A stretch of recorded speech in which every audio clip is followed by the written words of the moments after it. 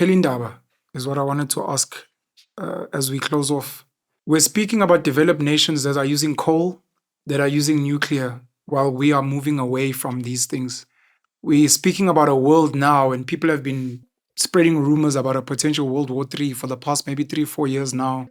Specifically, when you look at Israel and Palestine, when you look at Russia and Ukraine, when you look at the trade war between China and America, and what Trump is doing now, just upsetting a lot of people.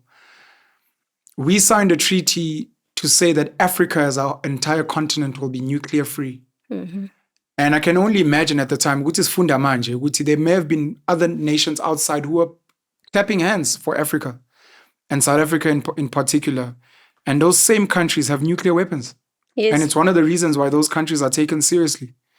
Do you think, and I apologize for putting you on the spot for this, you can answer diplomatically if you want.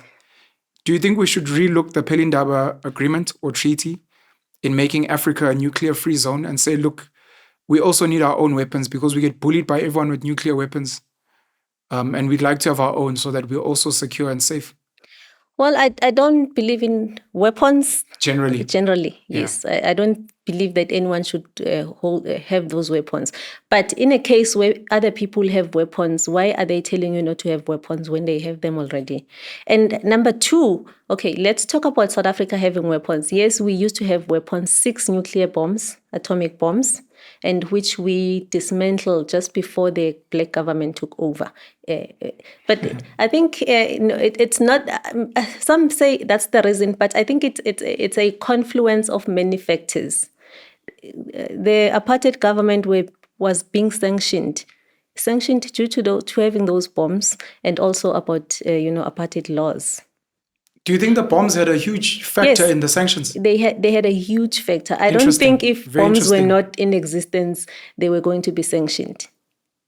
That's just my opinion, though. Thank you for that opinion. It's a very powerful opinion that people need to go and consider. Yes, so South Africa was convinced to dismantle those nuclear weapons as one of the conditions to remove sanctions. When you go around the world and they start speaking about because the IAEA, International Atomic Energy Agency, they make an example of South Africa to say everyone must be like South Africa. They voluntarily dismantle their nuclear weapons.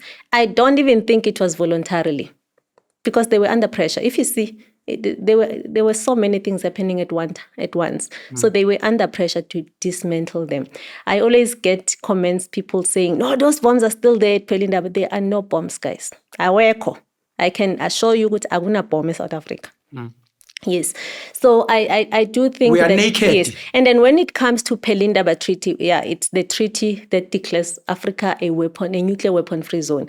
But my problem with the treaty, there are countries that do not respect the treaty.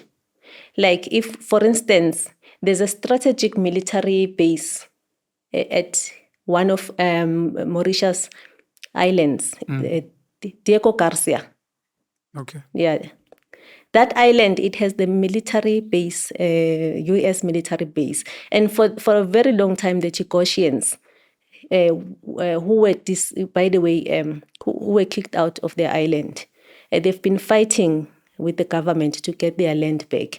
They finally got their land back, but there are no talks of removing the American weapons from that. Mauritius is in Africa.